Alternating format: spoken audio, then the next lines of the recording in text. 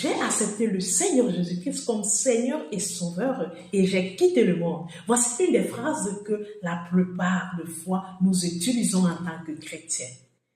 J'aimerais t'encourager d'écouter cet enseignement jusqu'à la fin car il est bénéfique pour toi et pour moi. Ce thème est toujours utilisé par nous, mais on l'utilise simplement en parole, pas en pratique. J'aimerais te dire que nous devons revoir notre langage. Dire que j'ai accepté le Seigneur Jésus-Christ comme Seigneur et Sauveur, c'est une très bonne chose. Mais se limiter simplement à la parole sans accompagner avec notre confession, avec la pratique, n'est pas une bonne chose.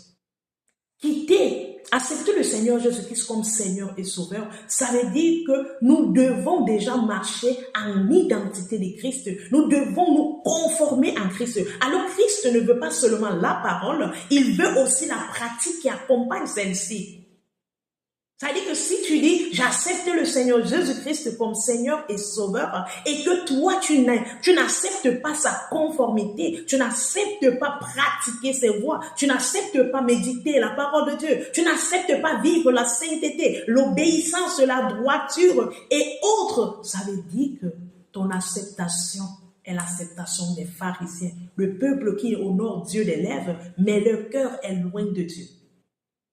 Et la deuxième parole que nous utilisons le plus souvent, c'est que j'ai quitté le monde. Quitter le monde signifie simplement que arrêter de faire des choses qui ne sont plus de Dieu et de se conformer à celles qui sont de Dieu. Mais la question que je me pose, si tu continues à dire j'ai quitté le monde, mais on te retrouve toujours dans des choses qui sont à l'opposé de la volonté de Dieu, est-ce que réellement tu as quitté le monde?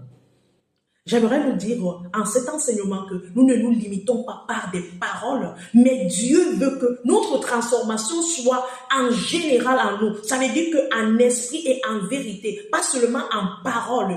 Quitter le monde, accepter Jésus, c'est être conforme à Jésus et commencer à marcher selon Jésus, en t'appuyant sur sa parole, en restant soumis à ses voies, en vivant selon sa volonté et non selon ta volonté ou celle du monde.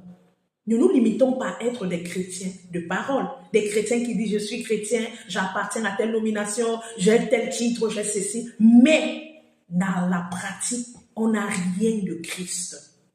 Voilà pourquoi Jésus dit dans sa parole, beaucoup diront Seigneur, Seigneur ce jour, mais n'entreront pas dans le royaume des cieux. C'est seulement ceux-là qui ont fait sa volonté. Dieu veut ceux qui veulent faire sa volonté, ceux qui veulent marcher dans sa volonté, ceux qui veulent s'appuyer dans sa volonté, ceux qui regardent dans sa volonté. C'est ceux-là qui seront sauvés.